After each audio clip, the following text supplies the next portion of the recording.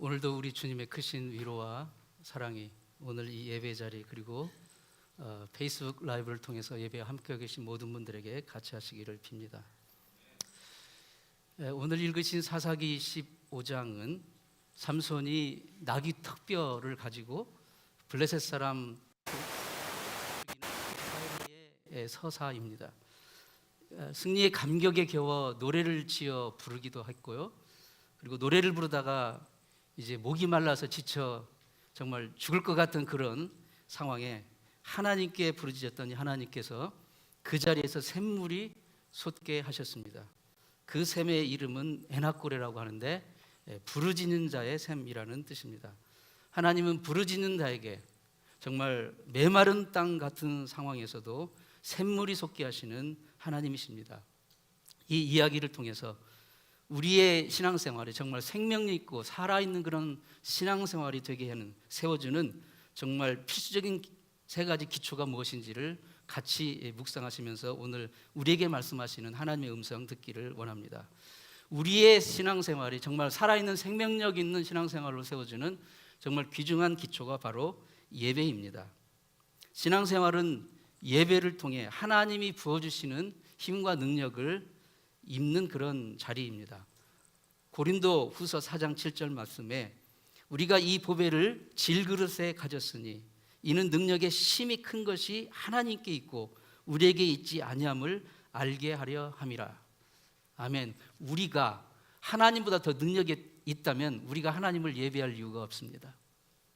우리가 한없이 미약하고 연약한 존재인 것을 알기 때문에 정말 무한한 능력을 가지신 그분 앞에 우리가 예배하는 것입니다. 우리에게 능력의 심이 큰 것이 우리에게 있지 않고 하나님께 있기 때문에, 그리고 우리가 질그릇이기 때문에 우리가 늘 하나님 앞에 나와 예배하는 것입니다. 모든 권세와 모든 능력이 하나님께 있고 하나님으로부터 오는 것을 우리가 믿습니다. 본문 14절 15절 말씀이 삼손이 레히의 이름에 블레셋 사람이 그에게로 나가며 소리 지르는 동시에 여호와의 신의 권능이 삼손에게 임하매 그 팔 위의 줄이 불탄 삼과 같아서 그 결박되었던 손에서 떨어진지라 삼손이 나귀 새 턱뼈를 보고 손을 내밀어 취하고 그것으로 1,000명을 죽이고. 우리가 성경을 읽으실 때 솔로몬 하면 뭐가 떠오르십니까? 지혜, 그렇죠? 삼손 하면 힘, 능력, 그렇습니다. 삼손 이야기를 실제로 읽어보면 정말 우리가 평소에는 생각할 수 없는 엄청난 괴력을 발휘를 해가지고 이스라엘의 원수들을 물리치는 그런 정말 무용담들이 나옵니다. 놀라운 장면들이 많이 나와요.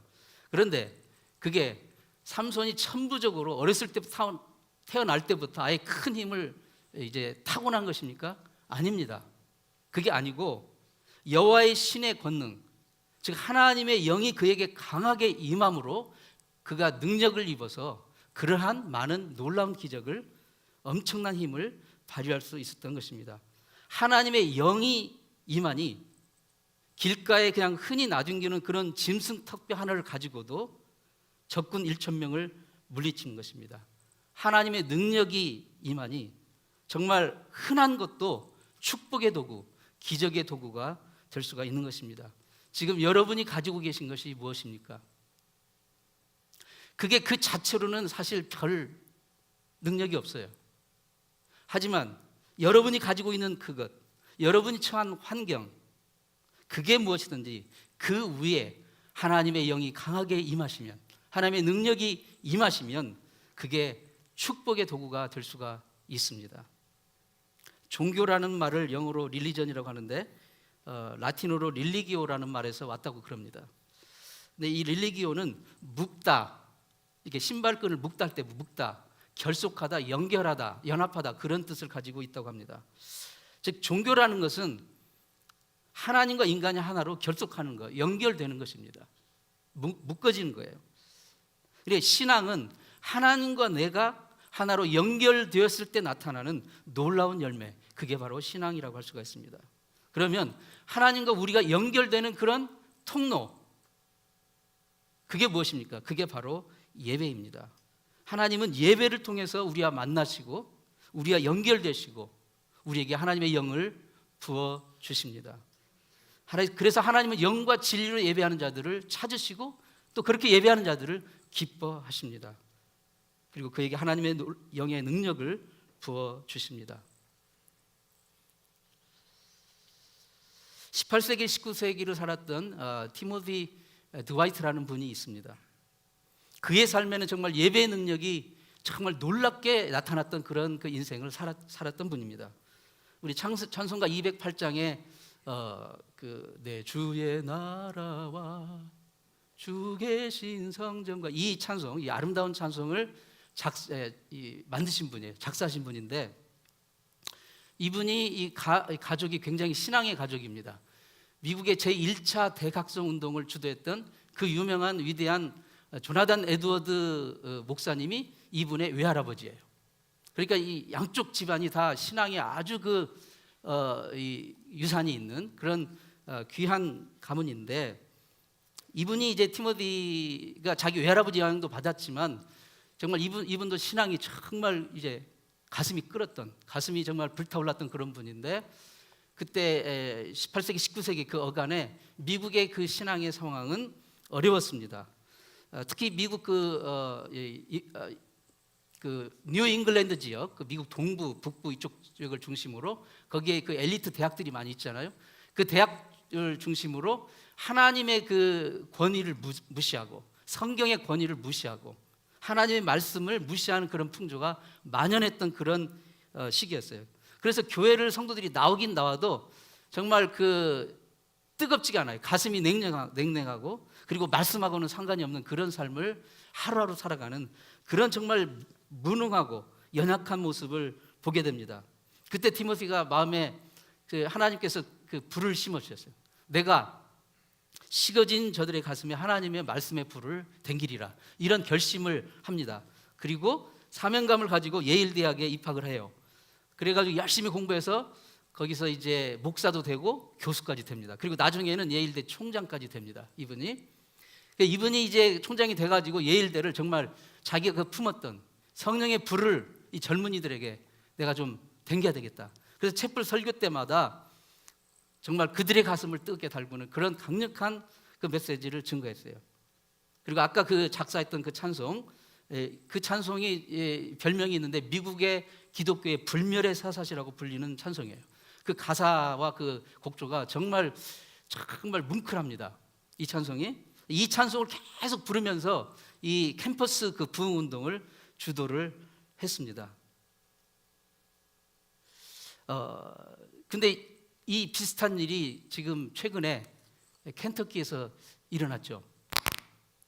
최근 2월 초에 이달 초에 켄터키 그 남동부 에스버리 대학이라는 대학에서 무려 11일 동안 누가 시켜서가 아니고 이렇게 자발적으로 예배를 드리기 시작했는데 막 성령이 감동을 하셔가지고 계속 11일 동안 밤낮 단 1시도 쉬지 않고 계속해서 말씀 전하고 기도하고 찬양하고 막 엎드려서 기도하고 막 철야로 기도하고 1시간도 쉬지 않고 24시간 계속 돌면서 10하루 동안 계속 이 예배를 드렸어요.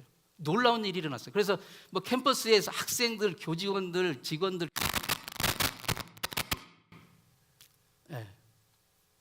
뭔가 좀 일어날 것 같은데요. 이게 막 소문이 나니까 미국 전역에서 사람들이 와가지고 막 예배에 동참을 하게 되고 막 사람들이 돌아가면서 말씀을 전하고 돌아가면서 찬양하고 기도하고 10하루가 진행이 되니까 결국 이제 총장님께서 교수회를 열어가지고 이게 이렇게 수업을 못하니까 그래서 너무 좋은 일이고 너무 감사한 일인데 수업은 하자고 하면서 일단은 중지를 했어요. 중지를 했는데 정말 그래서 사람들이 이것을 에스버리 아웃포링, 성령의 강력한 부어주심, 그렇게 그 이름을 붙였습니다. 아직 리바이벌까지라고는 안 붙였다고 해요. 왜냐하면 이 리바이벌, 진정한 부흥은 이러한 그 성령의 부어주심에 이제 통해서 이제 이 충격을 받고 영향을 받은 사람들의 삶이 실제로 변화되었을 때 그것을 진정한 부흥이라고 할 수 있기 때문에 그리로 가고 있는 과정이라고 하지 이걸 아웃포링이라고 그렇게 부르고 있답니다. 어쨌든 저는 이게 일반 교회에서 일어나도 좋겠지만 우리 청년들이 있는 학생 캠퍼스에서 일어나고 있다는 것이 너무 감격이고 감사하고 놀랍습니다. 예, 놀라워요. 신약에서 최초로 선교사를 파송한 교회는 시리아의 안디옥 교회입니다. 시리아의 안디옥 교회가 있는데요. 안디옥에서 최초로 이제 바울과, 당시 이름은 사울이었죠, 바울과 바나바를 소아시아로 선교사로 파송을 합니다. 그때 당시 파송하게 된 그런 상황을 사도행전 13장 2절에는 이렇게 설명을 해주고 있는데요. 그렇게 되어 있습니다. 주를 섬겨 금식할 때에 성령이 이르시되 내가 불러 시키는 일을 위하여 바나바와 사울을 따로 세우려 하시니 이에 금식하며 기도하고 두 사람에게 안수하여 보내니라. 여기에서 주를 섬겨라고 있는 구절을 한국말은 섬겨라는 말로 번역을 했는데 영어 성경은 워십, 실제 원어에도 워십, 주를 예배할 때 그렇게 돼 있어요. 주를 예배할 때. 그러니까 성도들이 모여 주님을 예배하고 금식하며 기도하면서 예배 드릴 때 성령께서 임하셔서 그들에게 말씀하시고 그들에게 일꾼을 세우라고 하신 거예요. 일꾼을 세워서 그들을 복음을 전하는 선교사로, 복음의 일꾼으로 파송을 시킨 겁니다. 복음의 일꾼들은 예배를 통해서 발견되어지고 세워지는 줄 믿습니다. 삼손은 예배를 통해 하나님의 영이 임하여 하나님의 영의 능력으로 원수를 물리치고 승리한 다음에 그 장소를 라맛레히라고, 즉 턱뼈의 언덕이라고 불렀습니다. 예배의 자리가 곧 능력의 자리고 예배의 자리가 곧 승리의 자리임을 선포한 것입니다. 오늘 하나님을 예배하는 이 자리가 여러분을 묶고 있는 모든 어둠의 영들이 그 묶임을 놓고 떠나가는 그런 역사가 있는 줄 믿습니다. 우리의 신앙생활이 정말 살아있고 생명력 있는 그런 그 신앙생활을 세워주는 두 번째 요소가 바로 감격입니다. 감격. 삼손은 하나님이 주시는 승리를 맛보았고 그리고 이렇게 노래했습니다. 가로되 나귀의 턱뼈로 한 더미 두 더미를 쌓았으며 나귀의 턱뼈로 내가 1000명을 죽였도다. 그렇게 노래합니다. 여러분, 패배자는 울고 승리자는 노래합니다. 이스라엘 홍해를 건넌 다음에 모세의 누님 미리암이 여성 찬양대를 조직해가지고 찬양을 하며 워십 댄스, 춤을 추었어요. 그러면서 출애굽기 15장 20절에 이렇게 노래합니다. 미리암이 그들에게 화답하여 이르되 너희는 여호와를 찬송하라. 그는 높고 영화로우시며 말과 그 탄자를 바다에 던지셨음이로다. 여러분, 노래는 어떻게 나옵니까? 감동과 감격에서 나오는 게 노래입니다. 아무런 감정 없이, 감격 없이 노래를 부른다고 한번 상상해 보세요. 여러분, 그게 노래입니까? 아니죠. 노래는 감동과 감격이 있어야 그게 노래가 되는 겁니다. 하나님이 우리 삶 가운데 죄의 속박을 깨트리고 구원의 은혜를 주셨음에도 불구하고 우리가 노래를 하지 않는다면, 찬양을 하지 않는다면 왜 그렇습니까? 우리의 마음 가운데 신앙의 감격이, 구원의 감격이 사라졌기 때문입니다. 신앙이라는 것은 감격하는 것입니다. 감격하는 거예요. 하나님의 은혜의 사랑에 놀라 감격하는 것. 오늘도 우리 찬양했잖아요. Amazing Love. 왜 그렇게 놀라운지, 도대체 그분이, 왕이신 그분이 왜 나를 위해 죽으셨는지 놀랍기만 하다. 신앙은 감격하는 거예요. 놀라워하는 겁니다. 오 놀라운 구세주 예수 내 주 하면서 놀라고 감격하는 것, 그게 바로 신앙이에요. 신앙이 깊어진다는 것은 정말 오래돼가지고 닳고 닳아서 쇠가죽처럼 뻣뻣해진다는 게 아닙니다. 신앙이 깊어진다는 것은, 신앙이 성숙해진다는 것은, 신앙이 살아있다는 것은 오히려 더 어린아이가처럼 부드러워집니다. 그리고 감격합니다. 감사합니다. 아, 하나님의 은혜가 이렇게 놀랍군요 하면서 깜짝깜짝 놀라는 거예요. 은혜가 떨어진 표시가 뭡니까? 나는 다 알아. 나도 다 옛날에 해봤어. 뭐 그까짓 거 그저 그거야. 시니컬하게. 은혜가 떨어진 거예요. 하나님의 말씀과 살아있는 은혜의 감격이 떨어지면 딱딱한 논쟁만 남습니다. 네가 옳으니 내가 옳으니. 성 어거스틴이 그런 말을 했더라고요. 논쟁할 사람은 그냥 논쟁하세요. 나는 하나님의 은혜 가운데 감격할 테니까요. 예수님도 설교하실 때 누가 천국의 주인공이 될 것인가? 순진한 바로 저 어린아이처럼 돼야 된다고 그랬어요. 어린아이의 특징은 뭐에 있습니까? 막 영악하고 막 그 머리가 좋고 똑똑한 것이 어린아이의 특징이 아니라 어린아이의 특징은 모든 일에 감동하고 놀라워할 줄 안다는 거예요. 조그만 그 막 이름 없는 풀 하나만 봐도 막 눈이 막 커지면서 경이롭습니다. 그게 어린아이의 특징이에요. 어른들 눈에는 별거 아닌 아무런 것도 아닌 그런 것들에게서도 어린아이들은 쉽게 감동하고 놀라워합니다. 경의를 느껴요. 그게 바로 천국의 특징입니다. 감동하는 거, 감격하는 거. 그게 우리의 신앙을 살아있게 하는 것입니다. 여러분, 처녀총각이 연애할 때 특징이 뭡니까? 다른 사람이 보면 아무것도 아닌 것 같고도 서로 막 키득키득 웃으면서 서로 감격해요. 서로에 대해서 감동하고. 그게 특징이에요. 예. 근데 시간이 흘러가지고 데이트를 하는데도 손을 잡고 있는데도 감동이 없어. 이거는 너무 슬픈 일인 거예요. 쇠가죽처럼 달아가지고 무뎌진 겁니다. 감동이 사라지면요, 그건 사랑이 아니에요. 사랑은 감격과 감동입니다. 이게 막 뻣뻣해지면 아무리 그 전에는 감동이 있을 때는 그냥 포장마차만 데리고 가도 이런 맛 처음이야 하면서 감동합니다.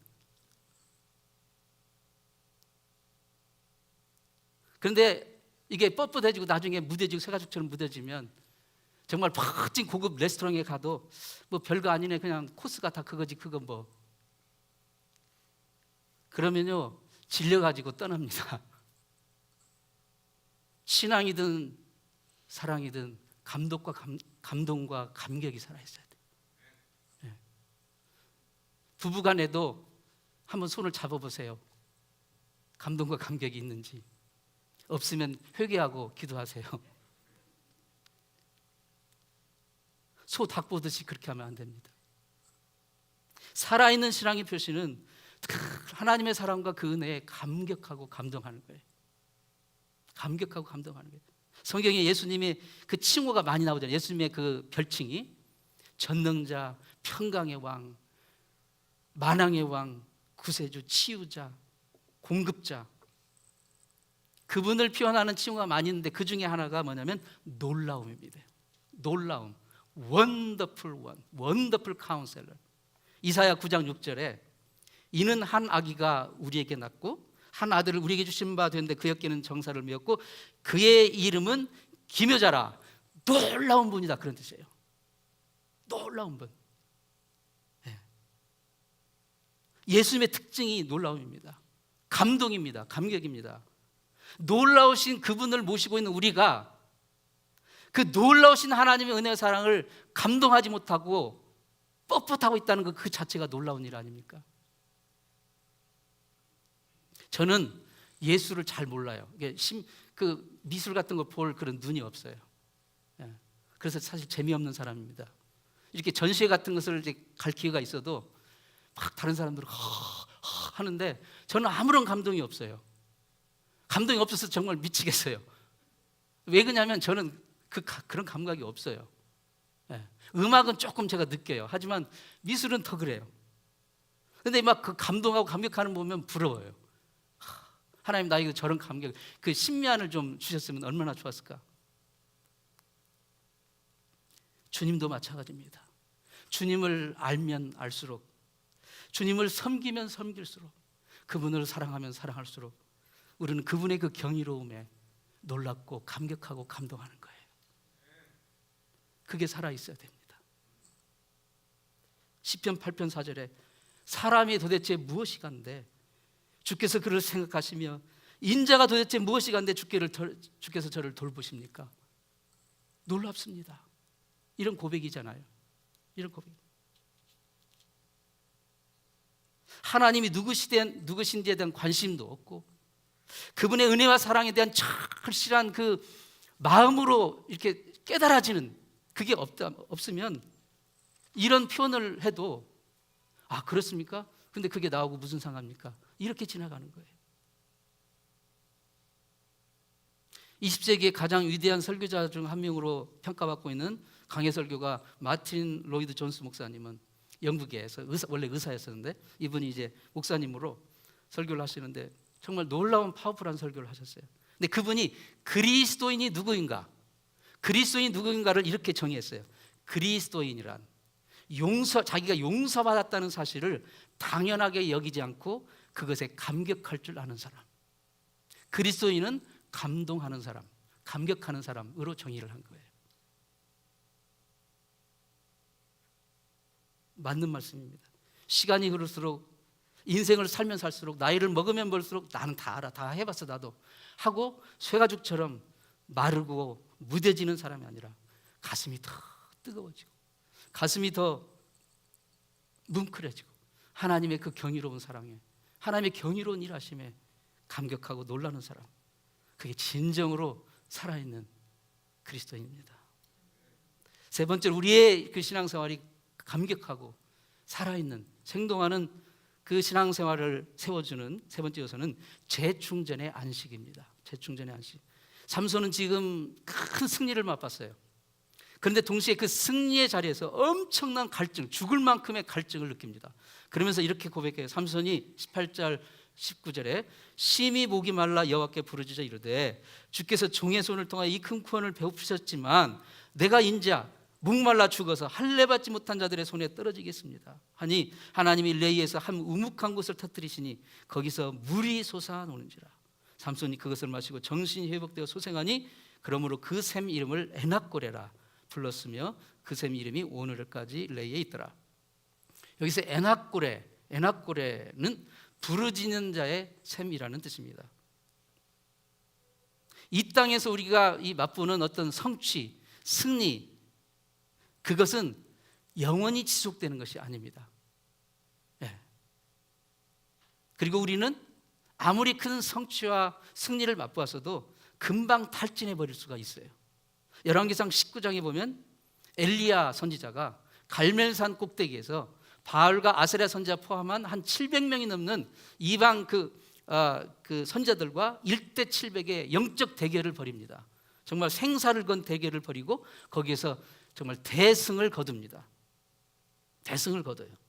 그런데 바로 그 다음 챕터에 보면 엘리야가 로뎀나무에 가가지고 거기에 숨어서 죽여달라고 죽기를 구하는 장면이 나와요. 바로 대승이 있고 바로 그 다음 장면이 자기를 죽여달라고, 하나님 나 빨리 걷어가달라고 그렇게 간구하는 장면이 나와요.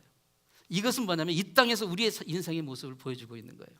이 땅에서 아무리 큰 성취와 승리를 맛봤어도 그것은 결코 오래가지 않아요.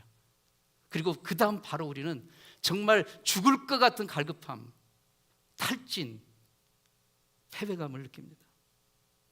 그러면 우리는 승리한 그 자리에서 그 승리의 도취에 있기보다는 하나님을 찬양하고 그리고 다시 재충전의 안식을 가져야 됩니다. 예수님도 매일 재충전의 안식 시간을 가지셨어요. 마가복음 1장 35절에 이렇게 말씀합니다. 다 같이 시작.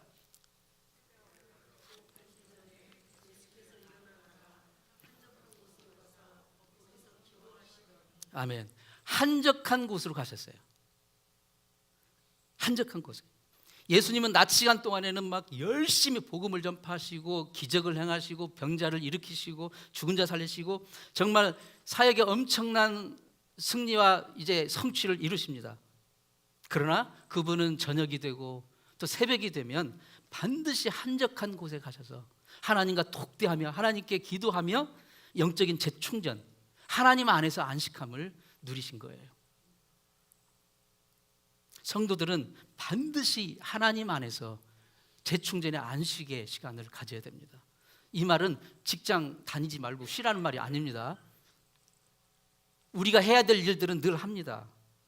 그러나 아까 그 사도 바울 고백처럼 능력의 힘이 큰 것이 나에게 있지 않고 하나님에게 있다는 것을 우리는 알아야 돼요. 우리가 아무리 많은 것을 지금 이루고 있고 노력하고 성취하고 있다 할지라도 그것은 우리가 계속 붙잡고 있을 수가 없다는 거예요. 우리는 항상 위로부터 입혀지는 하나님의 영으로의 채워짐을 입어야 됩니다. 이게 좀 말장난 같지만 세상에서는 휴식과 안식을 별 구분하지 않아요. 안식은 조금 성경적 기독교적인 좀 용어입니다. 사실 그 사바스, 그 안식. 근데 이제 우리 세상에서 그냥 휴식 이렇게 말을 하는데 저는 좀 이걸 구분하고 싶어요. 그냥 휴식은 그냥 일하다가 피곤해서 지쳐서 잠깐 테이크 브레이크, 그야말로 쉬는 거예요. 그냥. 하지만 성경적인 그런 그 관점에서 안식은 그냥 무조건 그냥 손 이렇게 손 놓고 쉬는 게 아니라 뭐냐면 이건 영적으로 재충전하는 그런 의미예요. 이 안식, 성경적 안식은 휴대폰을 한번 예를 들어볼까요? 휴대폰을 쓰다가 이제 배터리가 다 돼가지고 막 거의 끝날 쯤 쉬면 우리는 어떻게 해요? 전원을 끄잖아요. 그럼 그것은 그냥 테이크 브레이크예요. 그냥 쉬는 거예요. 근데 그때 어떻게 해요? 이제 이 플러그를 어디에 꽂죠? 충전기에다 꽂잖아요. 꽂으면 처음에는 빨간불 됐다 점점 노란불 됐다 나중에는 그린불이 되잖아요. 이게 바로 안식이에요. 재충전하는 거예요. 네, 재충전하는 거예요.